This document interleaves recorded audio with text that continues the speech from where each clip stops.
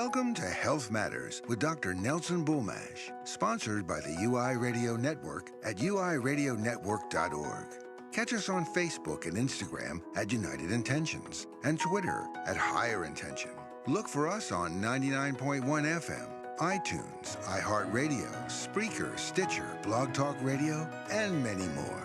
Over the next hour, we'll introduce you to some fascinating people and engaging discussions that may provide you with answers to assist in revolutionizing your own personal health. And now, here's Dr. Nelson. Hi, I'm Dr. Nelson Bulmash, the host of Health Matters on the UI Media Network.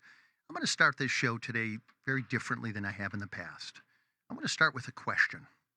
My question is this: are you tired of seeing one more picture of an amazing creature, like a rhinoceros or an elephant, who's slaughtered out on the African savanna, only so that its tusks or its horn can be extracted from the animal?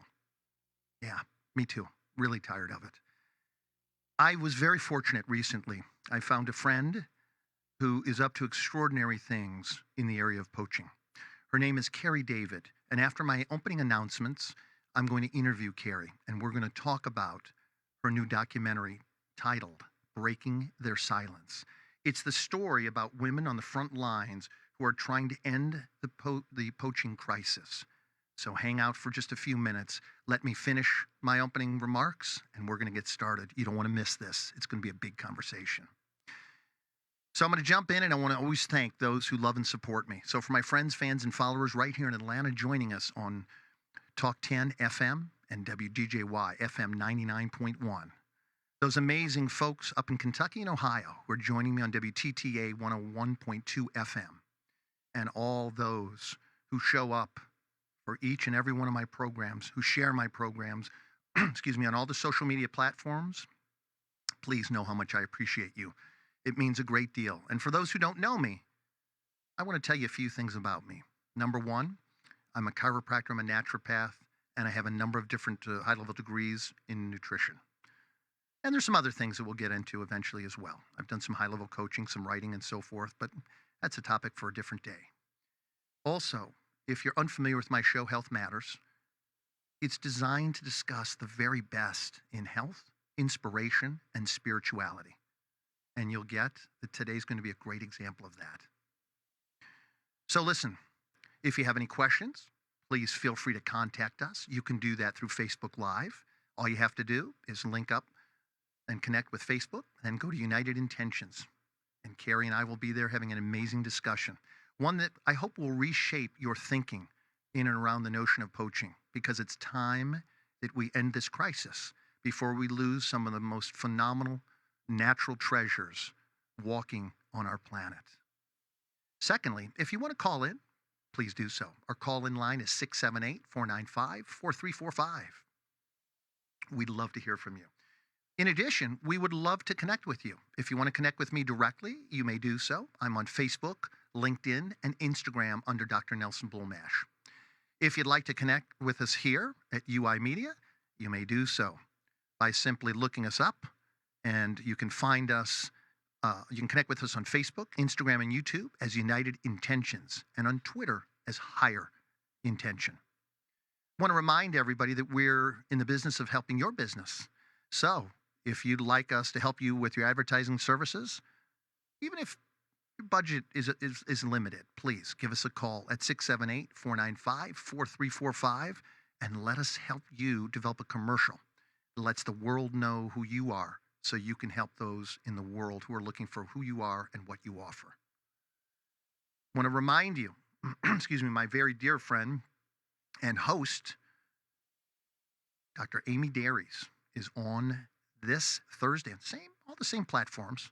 It's just that I start at 5, she starts at 6. She has a great show. She's going to be interviewing a registered dental hygienist named Carol Vander Stoop. Is that correct? Carol Vander Stoop. Also, I want to remind all of you, I have two very, very exciting pieces now I want to share with you. Some of you know, many of you still don't. We are now on Binge Networks TV, and we're seen in 90 countries around the world. Excuse me, if you want to look us up, connect with us on www.bingenetworks.tv. And look for us on United Intentions or UITV under the channel 12783. We'd love to connect with you there. By the way, our new channel is also featured on Apple TV, Google Play, Roku, Amazon Fire, and more. All right, folks, I can't tell you how excited I am because I'm a big, big, big animal lover. And anyone that is up to incredible things about saving some of the most majestic creatures in the world, like elephants, rhino, tigers, and some of the others. Some are even funny, awkward looking, if you will, like the pangolin, but beautiful. And sadly, many of these are on their way to extinction. As a matter of fact, I think my guest will qualify this. If I'm not mistaken, one of the last white rhinos died while she was actually doing this film. My guest is the amazing Carrie David, who, as I mentioned, recently released her film, Breaking Their Silence. Carrie, welcome to Health Matters. It's such a pleasure to have you on the show. Thank you so much for having me, Nelson. It's a pleasure for me to be here with you. Well, Carrie, I'm so grateful to you for so many things, one of which is I can't do, nor can you, all the amazing things that we want to do in the world. And, I have to ask you, you've done some interviewing. I know it's not the number one thing that you like to do, but you've done some. And Carrie, with every person, or most of the people I interview are really amazing. And there's some kind of compelling, some kind of burning question that I have. And I have to ask this of you, Carrie. What kind of fire lit up in your belly, so to speak, that united your mind, heart, and spirit and sent you on this quest to Africa and Asia to undertake the making of your film, Breaking Their Silence? It's a great question because I'm not a wildlife specialist and I'm not a conservationist, and I really want to lead with that. Right. But I am, like you, a huge animal advocate. I love animals so passionately, and I care for them, and they deserve to be here on the planet with us as we do. So on to that point, I was invited to an elephant fundraiser downtown in Los Angeles, and I was just going to go there like a benefit, give my money and enjoy the evening, only to find out just how deep the crisis was in the poaching world, and with human animal conflict, which I knew nothing about. And as soon as I realized how devastating it was and how little time we had, I came out of there thinking, I have to do something. But I didn't know what I wanted to do. And I felt that I'm someone who, when they know better, they try to do better. Yes. So what I thought I could do is I could start a nonprofit, and I could raise funds, and I could give it to vetted people on the ground in Africa. And so in order to do that, I would have to go to Africa and do some research before launching a nonprofit. Right. And that was the idea for Over and Above Africa. So I went to Africa on a research mission, if you will, and met the most phenomenal men doing incredible work out there. And I looked around and I thought, I know there's got to be some women out here doing this kind of work too, but they were nowhere to be seen, certainly not where I was. And with the few women that were there, I just reached out to them and said, are there any women in this space? And like you, I'm just curious about people. It wasn't so much interviewing, just curious. But when I started to meet some of these women, my mind was blown about their courage and the bravery that it took to do what they're doing on its own, let alone doing it in a country, with crime syndicates ready to take out anybody. They don't care. That's right. And I still, it was I was just germinating, what I would do. I wanted to just do so much to help. And so while I was launching my nonprofit, I actually went to go see a phenomenal film called The Ivory Game. And I was sitting there and the end titles were floating up at the end of the movie. And I realized there was an awful lot of men in the end credits and very few women.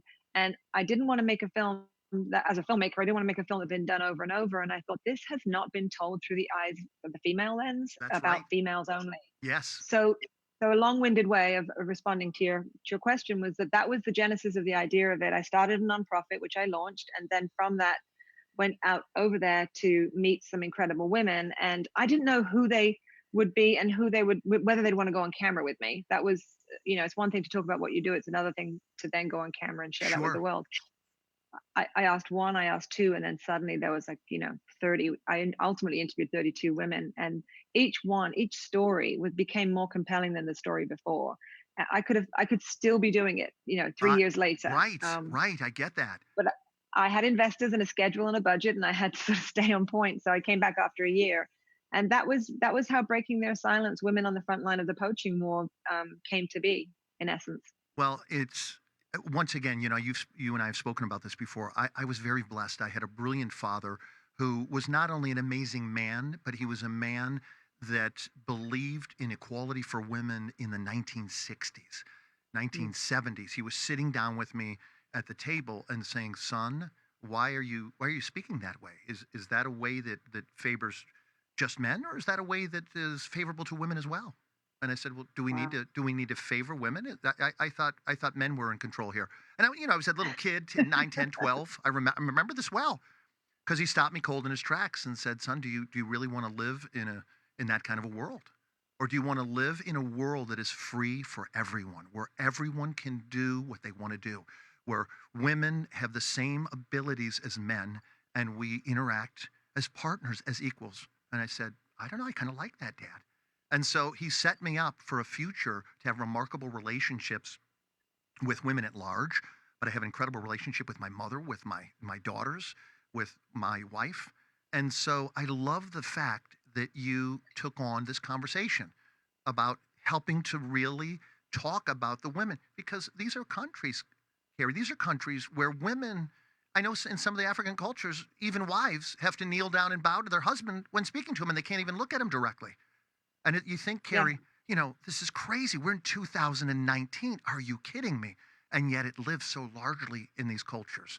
So there's so many things I want to commend and compliment you. I didn't know I was one of the first people, if you will, to see your final edited version. I'm so Yeah. inspired and impressed with it. I hardly know where to begin. But I do want to give you the, the greatest time to talk. It was really powerful for me to see these women stepping up, knowing that any one of them could be killed for what they're doing at any time. Yeah. So, Yeah. so What can I ask you a of question course, of all the women that you saw? What was who spoke to you the loudest and why? wow, that's a really difficult question. And forgive me, I don't remember her name. She was the first woman. She was just full of fire and spice, and was very Petronelle. yeah, very Petronelle beautiful. Nimitz. Yeah, very beautiful, well spoken, passionate, and committed. And like you just get that woman's going to change the world. The understanding we have about poaching and why it's no longer acceptable, never was, but why it particularly isn't now. And she had such a compassionate, nurturing way about her. And she had a way of bringing an understanding that left you in a place of compassion for, That's beautiful. yeah, right. I mean, do you agree with me on this? And so, Oh, 100%. yeah, Yeah. you let off with her, and I just thought, I'm in. Yeah, I'm sold already, right? Uh, I'm all in. but Carrie, I want to ask you this: what in the world is the source of power and commitment for these women who, once again, I mean, there's so much criminality in the areas that we're talking, but these women could be killed at any time. What fuels their courage, their heroic behavior? That is a tremendous question because I went out there thinking what other than loving an animal, what could fuel you to put your life on the line every single day for what Yes, could seemingly be something that you're never going to change. Two things struck me that they are women of faith. They have such strong faith, different religions, but they are very faithful, and that they have this resilience and a determination to just keep going. I asked every single one of them, no, I didn't put them all on camera, but I asked every single one of them at the end of my interview, what would it take for you to stop doing what you're doing? Because they've been beaten, they've been raped, they've been threatened. That there isn't anything that hasn't been thrown at them that endangers their lives. And every single one of them said nothing would stop me doing this. And wow, I would say 95% of them did not come to this cause in any way through like a career through like the university, and I'm going to go do land management, animal management. They all had their roundabout ways of coming to it. Like Petronelle, who you love so much, yes, she was a former captain of the South African police. I got that. I mean, from that, and now she has one of the Right, most successful rhino farm orphanages, which is it's a shame that you should describe it that way. That it should be successful. It ought to be have nobody there, but sadly it does. It has too many rhino orphans, and she does it in such a phenomenal way. Like you say, she takes that compassion, which right, I mean, it's such each one of them has their unique features. um, yeah, they do, and they have their reasons for doing it. But I would say that if I had to like sum them all up, I would say it was their resiliency and their faith. Right. Excellent. Carrie, we're going to take a quick commercial break. Folks, I'm Dr. Nelson Bulmash. You're listening to Health Matters. We're talking to Carrie David today about her groundbreaking documentary called Breaking Their Silence. We'll be right back.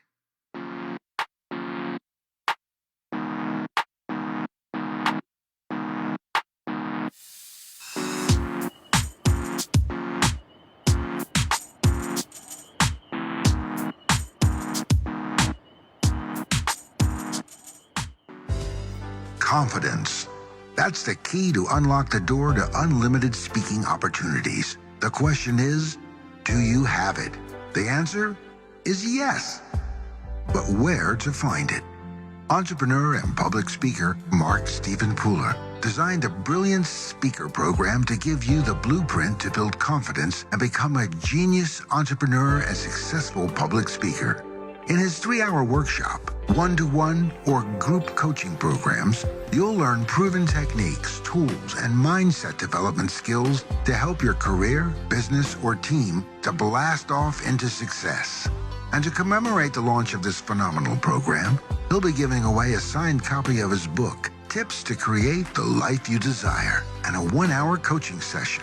Simply visit www.markstephenpooler.com. That's Mark, S-T-E-P-H-E-N, Pooler.com. Press Yes, I Want to Move Forward, and type WIN to claim your gifts and your new opportunities with a brilliant speaker program. Don't miss out on this once-in-a-lifetime opportunity to get more speaking gigs, bring in more money, and create the life you truly desire. Confidence is everything. Don't be left with nothing.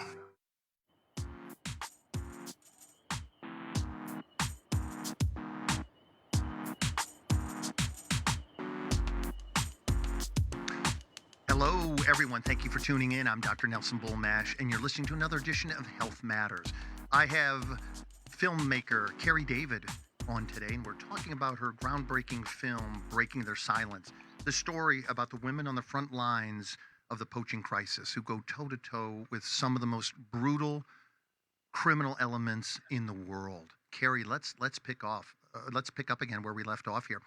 So I want to talk more about these women because once again, I'm so fascinated. I don't think for those who don't travel a lot, I don't think too many men and women really get until they travel far and wide across the planet how even in the United States, we still have far to go with regard to equality for women. These women, what they're up against is monumental. Tell me about what you loved, like what really jumped out at you about their strength, their vision, their compassion.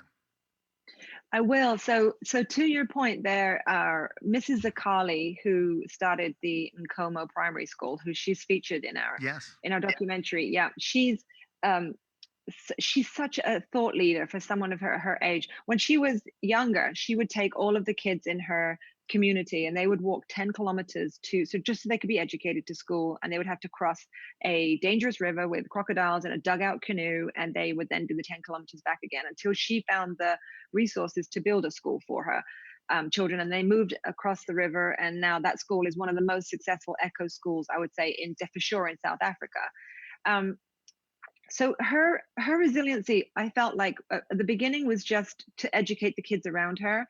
And then as she learned and grew, she realized how important the animals in Africa were to Africa's future, right? So it's to Africa, like without tourism, Africa is not going to be a place you're going to want to visit. Yeah. You know, it's a beautiful land, but we go there for the big five. Right.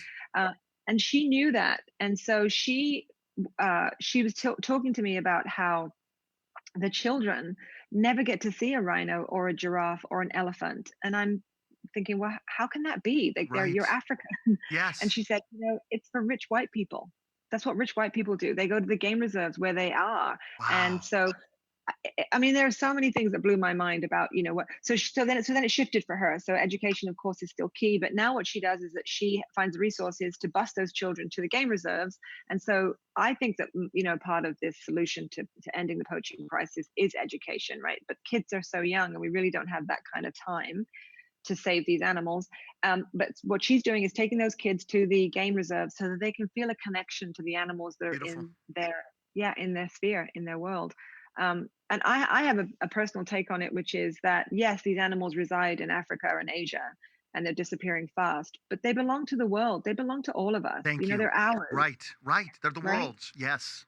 They're the world. They just geographically happen to be that part of the world. And so, as I mentioned earlier, I'm not a wildlife specialist, but my message of this film is that as a filmmaker, this is what I brought to the table. I went out there and I told their stories. Yeah, it was risky and all of those things, but nowhere near as risky as what these women do every single day of their lives. Yeah. And I just implore anyone who listens to my messages, watches the film, that I just say, look inwardly, and what can you bring to this conversation? If you're someone who loves to interact with the government and you want to lobby the government for tighter restrictions on animal welfare around the world, then do that. That's not my forte, but do that. And if we can get our government to stand up, then maybe we can get Asia's governments to stand up Beautiful. and start tightening those. Yeah. So that's my message. That's why I did it. But Mrs. Akali, so as she keeps growing, so while we were off camera and setting up for our next shot, she just divulged to me that she was divorcing her husband. Yes. Which, She we're in said America. that. Everyone gets divorced at some point. Right. She's the first Zulu woman ever to divorce a Zulu man. I had to rewind that and listen to it twice. I said, wait a minute. Right? What did I do? That can't be. I've never heard of anything like that. Yeah. So I was so curious about, she has a very interesting story. Actually, it's a little Jerry Springer, because the man that the woman that he wants to marry, or did marry, is a child that she raised from an orphan with her own children. So that she grew up in her family, and then the husband went and took that person as a bride. So she decided to divorce him. And I said, well, what does the chief say about that? What does your community say about that? Because obviously a very tribal situation that could not bode well for her. And she said that the chief was behind her, but the community, some members of the community, some men, to your point, were less than. And one morning at 3 a.m., they broke into her house. They raped her 2 children in front of her, and they beat her. And they said, we've come here to kill you, Mrs. Akali, because although you're doing all this wonderful work in the community, Right. you're stepping out of your bounds, basically. And so she said, I don't know why they didn't kill me, but I said to them, if you kill me, I must be the last person you kill. And I think, who has the fortitude to think when someone's about to kill you, to say that? Right. Right? Well, Carrie, I really believe, and I include you in this, that there are people who are brought into this world that have very special missions.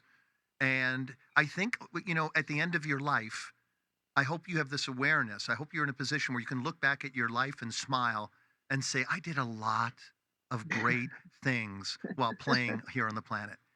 And that's one of the things that I want to do. When I'm ready to go, I've had cancer twice. I want to be able to just look back and say, you know what? Nah, wasn't perfect. Don't aim to be perfect, but I do aim to find excellence in my life. And I want to leave a legacy of doing things that brought conversations, that brought education into the world, that helped change the conversations that we have, so that people could learn and grow and transform the way they think and the way they act.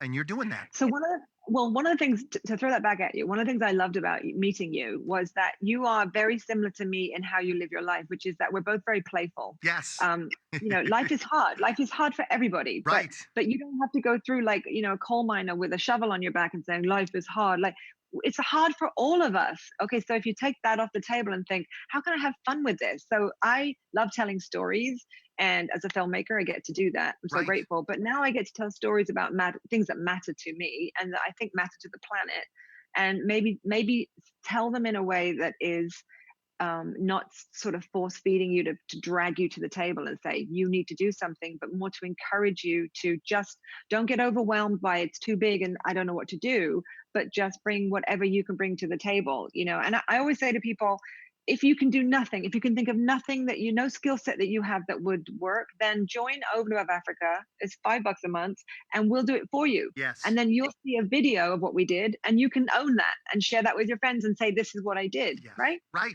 So there's no level that you cannot join this fight in to protect these animals. Because if you meet a rhino, have you ever come up close to a rhinoceros? I have. Matter of fact, when you have a moment, I'm going to tell you a really funny story about that.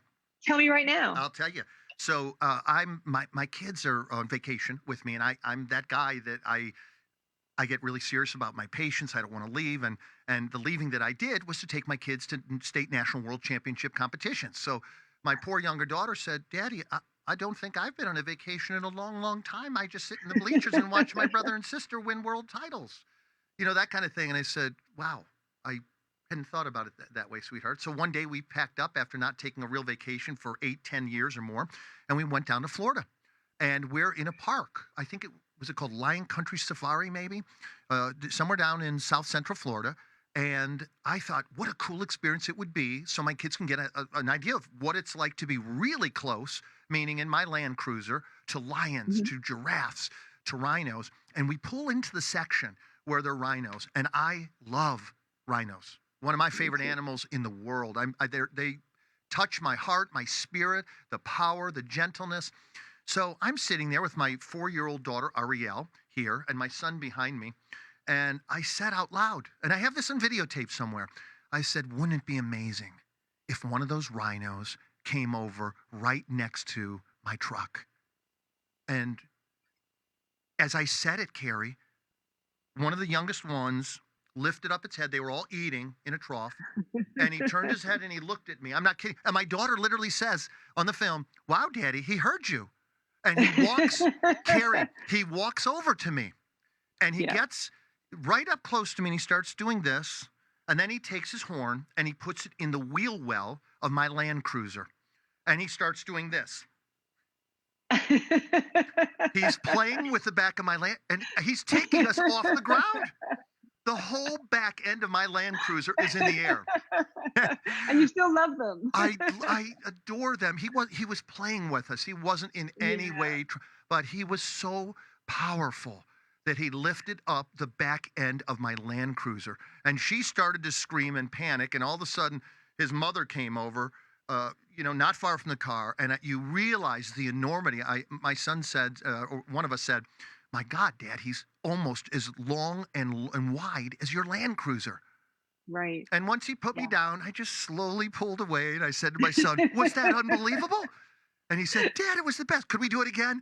And, my poor little 4-year-old daughter, no, Daddy, please, go. I want to go home to Mommy. So, yeah, that's my rhino experience. That's close enough. Yes, it is. Well, I have to share, because you've seen the film. I've seen the film.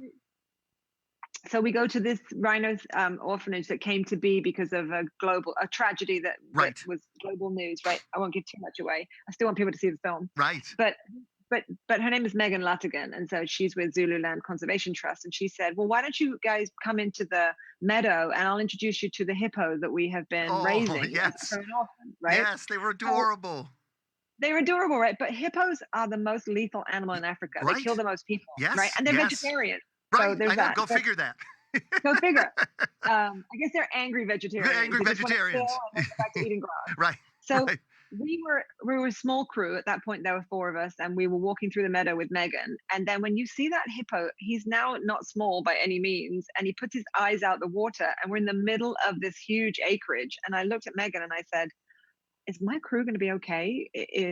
Safety wise. Right. And she goes, you know what? I haven't thought about that. She goes, really? It's only me that comes in here. They haven't had a lot of people come in before. Well, we have nowhere else to go. Like, we're in the middle of this acreage. Yes. And I turned to the guys and I said, if you need to drop your equipment and run in different directions, you have my absolute, you can do it. Right. And so we're all looking at each other. And then she says, oh, well, there's 2 hippos and 3 rhinos are coming up too. And we're like, oh, is this a horror film? What is happening right now? Well, it was what a beautiful scene.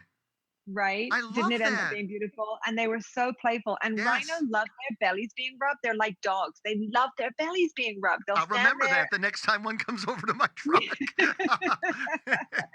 Be with a professional. Always be with a professional. But I love them so much because they're prehistoric. They've been here so long. Right. And they just have this gentle way about even the ones that we met, and we met most of them that were poaching victims.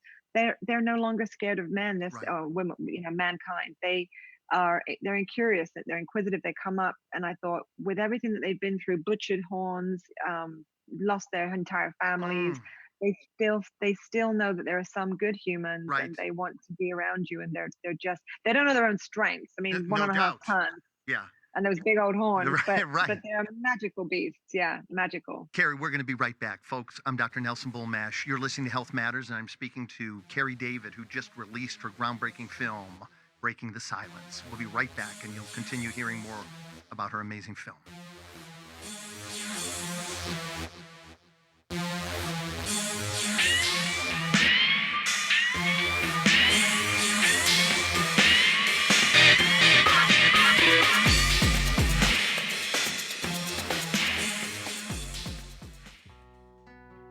With all of life's stressors, it can be challenging to stay balanced and healthy.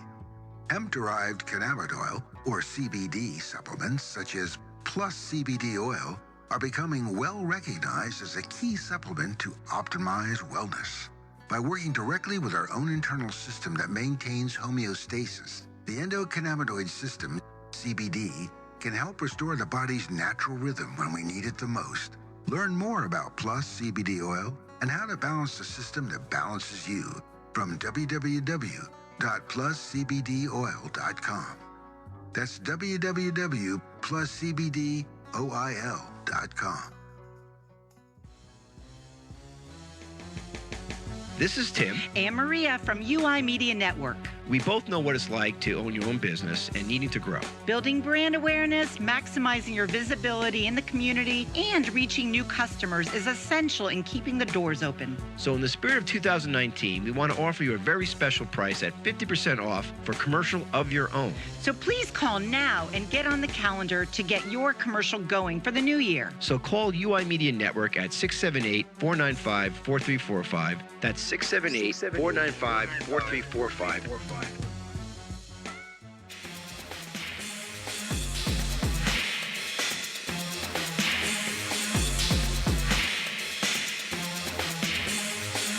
Hi, everybody. Thank you again.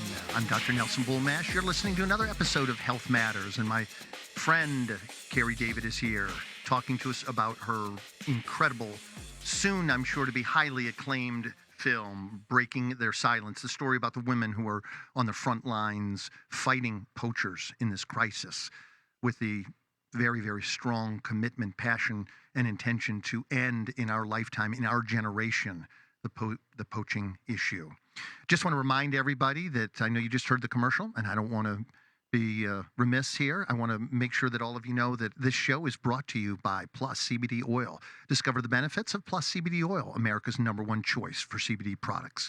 If you want to find out more, simply go to pluscbdoil.com. That's pluscbdoil.com. Carrie, we're back. I want to mention something to you, Carrie. I love that you brought up education because once again, in my family, it was education. It was first become a really good person. Always, no matter who you were, no matter how successful you became, never forget to be a good person. A matter of fact, you were expected to be an even better person if you were a really gifted person. Then there was the onus of responsibility. Like, you have been given a great deal. It is incumbent upon you to use your gifts to not only be good, but to help change the world. And so I love that you brought up the conversation of education, and I love that you brought up another very critical point, and that is we can all do something. There seems to be, and I don't want to get into a political conversation, and you don't either, but there seems to be a lot of fear right now. We're standing at this place where there appears to be this pulling, and I know that eventually that dichotomy, that chasm will be filled, that we'll come back together again. Yeah. At least I strongly believe that. I'm an idealist. I'm progressive, and I believe that. But I love the idea that you say, look, there's no excuse anymore. Everyone can find a way to contribute. You know, you have people here that were, there's a judge that you spoke about, and she had and I don't want to give it away, but she went through a crisis in her own courtroom. We'll let them see that. But you got conservationists, you got rangers, you got vets, you got judges, you got educators, you got environmentalists. Here, I'm doing a radio show on it. You did a film on it. I want people to really, I'd love for you to talk about that one more time, just to reiterate that everyone has a role. It's incumbent upon us to change the world, to create a vision through education, through direct action that helps create the change that we want to see in the world. Talk about that for another minute. Absolutely. So I think the ways in which to help can appear there are many different ways. For instance, our disposable income is our greatest power, right? Where we spend our money, that's our greatest power. So if you're someone who's just going, you want to go to Africa, and why wouldn't you? It's a beautiful, wild country. Do just spend an hour researching where you're going, because there are some wonderful places to go that are conservation minded, and there are some that do things like canned lion hunting, which is not my platform, but it's like basically shooting fish in a barrel. They have Yeah. lions in Oh, enclosure and hunters go and kill them. right. I don't understand it, but it exists. If you're going to go somewhere and they offer elephant rides, let me tell you, those elephants are tortured so that you are able to ride them. So that's Mm, not some place that you can spend your money. right. These are all ways that are sort of passive ways of helping, Yes. right? Because you're Yes. going to go on holiday anyway. Right. And like when you go to those places and they're like, oh, come pet the tiger. Well, if it's a big tiger, they've drugged that tiger so that Yeah. you can pet it. Right. If it's a small cub, a lion cub or a tiger cub, then you go there and pet that. That can no longer be rewilded, and so that ends up in the canned lion hunting. Like you're perpetuating Oh, that, even though oh my you goodness. exactly Thank you don't know it. Carrie. Thank you. You have no idea. Once again, I love animals, and I kind of put myself in that same category. What do I do? That's one of the greatest reasons I'm so happy you're on my show today, because one of the things I was counting on, and I knew you would deliver, is what are the things we can do to help change the current way that we do things, and these things that you just mentioned. I'm sure most people had no idea that was the case. No, they don't. They don't know. And that's part of my platform, which is most people don't act because they don't know. Yeah. But at the end of my film, I say, well, you know now. So what are you going to do? What are you going right? to do? That's right. What are you going to do? Like, so there are ways, for instance, back to political. I'm not going to get political with you, but you brought it up. There's no reason you can't choose somebody who's going to run your state that also has an environment on their platform or has an animal protection on their platform, and you can lobby them yourselves, right? There are ways in which you can. That's less passive, but you're going to vote for somebody anyway. Why Right. not vote for somebody who has these issues also? Because we are a global community, and it is a fearful time. And there are only 5,000 rhino left in the world, and what people don't think about with those 5,000 rhino is that every time they shrink, the gene pool shrinks. Yes. So where there was 70,000 and now there's only 5, we've already lost an enormous gene pool for the Brilliant remaining point, Carrie. rhino. Brilliant point.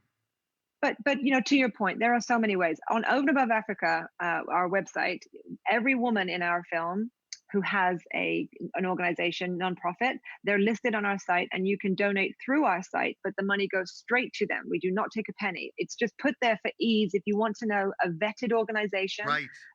that spends your money on the animals and the issues, then they're listed on our site. One of the things that came up for me while we were traveling was I didn't realize how many of these big named organizations don't give all of as I say, less than 0.1% of the money goes to the animals for one of the biggest. Wow. So yeah. Wow. Less than Yeah.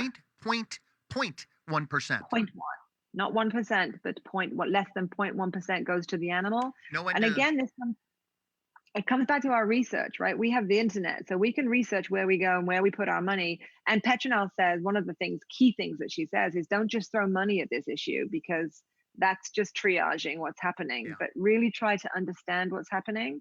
And then, a part of the film talks about how these the Maasai villages are empowering their women to do beadwork, and so they're finding other ways to bring in tourism so that they can then convince their partners, their husbands, not to go out and poach or point out where the animals are, so the crime syndicates can come in and finish off the job. Right. So you can buy their trinkets, if you will. You can buy the beaded work that supports what we're doing as well. There's so many different ways that you can do it that are either passive or small amounts of money. And then there's huge ways where you can actually go to Africa and you can volunteer. You can go to Care for Wild. You can go to Saving the Survivors. You can go to these amazing places and say, how do I volunteer? You have to get yourself there. But then when you're in Africa and you feel what's going on, it's almost like it's in your soul when you come back. All you want to do is help them, because they just work so hard. Right. So there are a ton of ways to help. I guess that's what I'm saying. There's no one silver bullet that's going to end it, but with everybody, a global community standing up and saying stop, no more, that's what's going to stop it. One of my favorite quotes, and if you've heard any of my shows, you've heard me say this before. John Muir was just legendary in the United States for what he did in helping to change our attitude, our understanding, and transform our notion of how important the environment is and how it should be protected. And forgive me, I'm not perfect about quotes, but the general quote was, "All things exist as a courtesy for all other things." Oh wow! And that's one of my favorite quotes of all. And I'm a person who loves quotes, so I read quotes every day. I've never forgotten that, because you and I, for example, I couldn't be here doing this right now without my engineer, Jesse, my producer, Suchi. Thank you, you two. I couldn't be doing this without you. I would have a platform and no one to speak on it, right? And I'm helping you get out to a very large number of people by interviewing you on my show. So we are truly here as a courtesy for each other and all other things. And there's so much That's a beautiful humility, thing. honor, and integrity in that. There's an ownership of we have to be responsible for how we show up for each other. And that, to your point about, that these magnificent creatures aren't just here for the local places in Africa. They're here for the world, for the planet. Right. Right. They create an ecosystem, and people don't think about that. Three of the women in my film talk about how that they create an ecosystem, and they all say it in three sort of very different ways. Mhm. And as humans, we absorb education, information. Sorry, we absorb it differently. Right. And I kept three different ways of saying it, because ultimately you need that elephant to push over that tree so that ecology Yes. can be saved, so Yes. that all of the creatures then thrive within it. Right. And we've done so many tests about there's too many people on the planet and all this kind of stuff, but no one's really done tests about what's going to happen if all the animals go. Then what? Like, we don't know what that's going to be like, and yet we're driving that to happen. Like, the Yeah. poaching that's happening, it's not sustainable on any level. We're Right. going to eat ourselves off this planet. Yes. Yes. Ultimately. My- So I agree with you. Go ahead. Oh, Sorry. that's okay, Carrie. I want you to know that my son went to Yellowstone National Park, and he was probably 12, 13 years old, and he was so awed by Yellowstone and everything that went on there that he went up to the manager at the hotel and he said, "Sir, I want to work here." And he said, I "Oh, love that. well, how old are you, young man?" And he was 10 or 12 years old, and he said, "Well, I'll tell you what. I love how industrious you are, and I'd love to have you come back. Well, when would you like me to do that?" "Well, you have to be at least 18 to work here. I'll come back then when I'm 18. And he did. And He did? absolutely. And they I love fell that. in love with him. He worked at the hotel. He worked search and rescue. The firemen were crazy about him. He's that person that you can only, you're that person, that you can only like. Like, there's a beingness of some people that you just have to love them because they're so remarkable. They present themselves in a way that's so likable, and they have natural leadership that you have to love them. So he went back and they hired him, and he fell in love with, the whole idea of Yellowstone. And he said to me, "Dad, one day I'm going to go back and I'm going to be the medical doctor on staff in Yellowstone." And, Wow. the reason I say this is because he realized with the reintroduction, for example, of wolves, that it changed the whole ecosystem. Exactly. Yes. Yes. And so these Yes. incredible predators, everybody thought were a nuisance, they didn't belong. It negatively impacted, as you know this, and you know where I'm going with this, negatively No, I love it though. Yes. Yes, where the environment, all kinds of the deer overpopulated, they overate a lot of the grasses. You had land erosion, and all of a sudden, in a few short years of reintroducing, they got rid of all the sick animals, so it got rid of the sickness in the populations of bison and deer and other creatures. They had rare plants come back. It stopped land erosion, and the same is true in Africa about the elephant that pushes down the tree. But can I just, okay, for all the parents that are listening to you, to what you just did, that you are so great that you take your children out to interact with nature, and I know it's not always easy for everybody, but because you did that, your son had that experience, which changed his life, and his career path then appeared for him. Yes. I mean, his career path appeared for him. What I'm hoping that these women in this film will change the influencer imagery, right? So we have a lot of bloggers who do beauty, and of course, there's a place for everybody. Right. But I feel like the women in this film are true influencers because they are of all shapes and sizes and ages and religions. And yet what they're doing, I hope, is super inspirational for kids to know that these jobs exist. I didn't know you could be a game ranger when I grew up and I went to school. That was never on the table for me. Who knew? Who knew? But that's what I'm saying. A parent that cares, as you did, so deeply about your child's growth and our place on this planet and all the creatures in it, if we could just interact with nature more. First of all, I think interacting with nature is healing for the soul. Right. And so to further that, to have your child have that Yep. experience, and then Oops, Carrie, I'm so sorry. We got to take our last No commercial worries. break. My humble apologies. Folks, I'm Dr. Nelson Bulmash. You're listening to Health Matters on the UI Media Network. I'm talking to Carrie David about her extraordinary film that you, I hope, will hear a great deal about, called Breaking Their Silence. We'll be right back.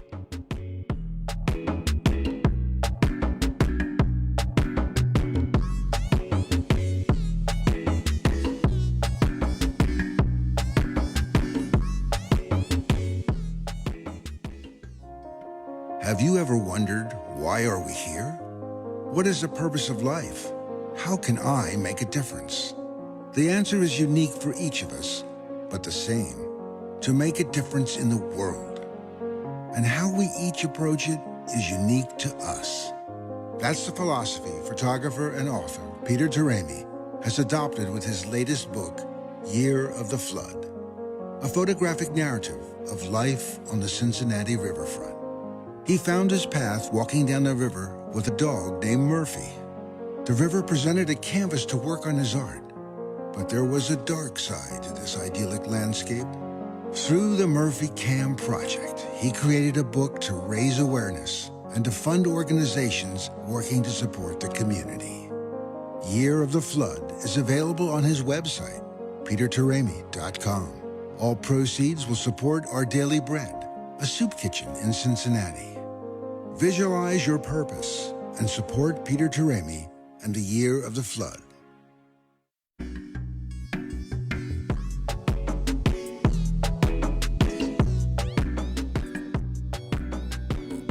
Folks, we're back. I'm Dr. Nelson Bulmash. I'm interviewing Carrie David, who has released very, very recently her incredible film that you're going to hear more and more about, called Breaking the Silence. All right, Carrie. There we go. Carrie, I want you to know something. You know, whenever I do these shows, what's interesting is I'm in a studio. I don't have a lot of feedback per se as I walk around in the world. And every once in a while, I'll bump into somebody and they'll say, hey, thank you for that. I want you to know what you said with so-and-so changed my life. And we got a great comment here from a gentleman by the name of Dr. Charles Krieger, who said, excellent advice regarding going on safari or vacation. You know, Oh, good. yeah. So, do you need this? So it's just, you never know. And a matter of fact, not only do you never know, I now lead my life from a perspective of that nobody enters my life coincidentally or accidentally. It may be somebody who honks their horn at me just to give me a message. Hey, Nelson, you're sleeping here at the wheel, so to speak. You got to wake up. Or it could be Yeah. somebody like you who I hope that for many years I can pair up with you and help get your information out, because I'm very passionate about your cause. Oh, I love that. Yeah, Yes. It's yeah. our cause. That's what's It's so our great about cause. it. That's right. That's right. Yeah. So, But I was just thinking, oh, go ahead. Yeah, go ahead. no, please, Carrie, I cut you off. I'm so sorry. What were you going to say? Oh, I was going to say, actually, you being a great parent that way and introducing your children to nature, like that's just yet another way how people can affect this crisis, which is, when people bring their children in and those children form a bond with animals, then Right. those children will love animals growing up. But if you are disconnected from nature and disconnected from those animals, then how can I expect you at a later date to stand up for them? Yeah, exactly. Carrie, I think, did I understand you? We have a call in, Carrie, where somebody wants to ask you a Oh, question. absolutely. All Do right. it. Yeah. Hello. Oh, hello. I have a question for Carrie. I'm curious how these women who were brave enough to take on this role have, how have they fared? How have they overcome the negative cultural and tribal feedback that they must have got that you spoke of? That's a terrific question, and thank you. They fare very well. One of my rangers, she talks about, she's Muslim, and she says that she's never going to let fear stop her from doing what she's doing, even though that she's been threatened quite often because she's successful at what she's doing. But she's a Muslim, and they believe that you have a birth and a death date. And if her death date is to be killed by a poacher, then thank God. And if not, it's going to be sleeping in her bed, then thank God. So I had mentioned this earlier on in the program, which is that they were all women of faith, primarily women of faith, and had such a strong belief in that they don't let fear get in the way, and they'll just keep doing it. Does that answer your question? Yes, I think it's amazing. They're a whole new generation of warriors, aren't they? Oh my Warriors. gosh, A whole new I just generation got of goosebumps. warriors. That's exactly what Thank you they for are. that. They're a whole That's new generation of incredible. warriors. Whoa. Yeah, There you great. go. There I you got go, goosebumps. Carrie. Whole new generation of warriors. Wow. I love it. I need to pause, Carrie, with that one for just a second. You can own that one, Carrie. Whole new No, he generation. did. He owned it. I That was know. Thank you. fantastic. Thank you for the gift. If you're still listening, you made me a little teary-eyed there. That like struck a chord with me. Carrie, Me too. I hope you'll borrow that. So I will. Carrie, Thank you. you're very, very welcome, sir. I appreciate your question. It was excellent. I want to. God, there's so many questions. I wish we had 4 hours, Carrie. I wish they could bring in lunch and you and I'll I come could back, sit here. Nelson. I'm so happy to hear that. So I know we're focusing a lot, Carrie, on women, and it's quite remarkable.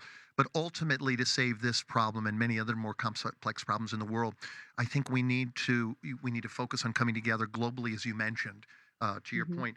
And what do you think? I know we have the issue of men and women combining women, children, education. What do you think ultimately will save the day with regard to saving these precious creatures? I think it's sort of a microcosm of what's going on in the world, of this cause that I have, because I feel like, it isn't men or women, it's quite dangerous actually. But what I think would be beneficial would be to have more women in higher positions. Because one of the things that I found out while I was traveling and I was super curious about how do women interact in this dangerous environment differently to men. Yes. And I think for men, their first go-to, it's sort of violence and strength. It's just sort of how they're built. And Yes. that terrain certainly encourages that.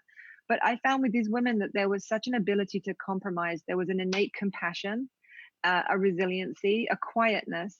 And I think that if you could bring that to this environment as they do, which is working within the communities, and you can't walk into a community and say, this is how you should be, and don't kill that elephant just because he trampled a year's worth of crops. Right. Well, that year's worth of crops was going to feed that entire community. Yes. And now they don't have it. So you Yes. just can't come in and do that. So what women have been doing is going inside and connecting with the communities and understanding the issues that they don't have the luxury to say, oh, it's an elephant and it's rare, and so we can't kill it.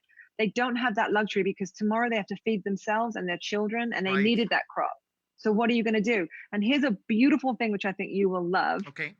is that while working within the community, they discovered a wild pepper, that if you put a certain kind of pepper, don't ask me to name it, I can't remember it, but they string them along in a line of fences, and elephants can't stand the smell or taste or feeling of that pepper, and they'll stay away. So a simple naturopath solution to keeping the elephants away from the crops is to do that. And that's how an elephant can live in harmony. And this is happening in Tanzania. Chrissy Clark from the PAMS Foundation told me about that. And then also bees. Elephants are terrified of bees. And so, of course, we don't have enough Aren't we bees all? in the Yes, some are. And so now they're having beehives set Wonderful. up around villages. And so they're creating honey. And so these are nonviolent ways in which man and animal can coexist with each other. And I think that you take that little microcosm of what's happening in Wow. conservation, and then you bring it to the world. Right. And we just need women in higher positions. I don't mean that women should run the world. I'm certainly not sweeping. No, I didn't get that. I didn't get that at all. Carrie, what you said though was really brilliant. We all have gifts. Yes. I remember getting beaten up as a child, and my shoes were stolen, not because the little boys who beat me up when I was 5 years old needed my shoes. It was a power trip. They were going to dominate me and send me home barefoot. And I remember my mom cried, and I remember my dad said, "This will never happen again." I said, "It won't. How come?" And he said, "Because you're not going to let it, and I'm going to teach you how to defend yourself." And thank you. And it changed my life. But my point is that, the women in your movie had such passion, conviction, and a more comprehensive notion. I'm a man, and forgive me for what I'm going to say, Carrie, but when I see people killing beautiful rhinos and elephants, I think execute them. Just kill them. Get rid of, and then go after and forgive me, I apologize, but this is a visceral sort of reaction when I see a dead elephant who's been killed for his tusks. I think, remove them from the planet and find out who the corrupt syndicates are who are paying them to do this. Because I had a revelation. Excuse me, go ahead, Carrie. No, no, no. Go ahead. Because you had. I had a revelation, and I want to run this by you. I couldn't help but think, why would you kill these animals when you could tranquilize them and then take their tusks, but leave them alive so the world would still have elephants? And then something occurred to me, which is, if you, and you addressed this in the movie, but I was thinking it as we were going through the movie.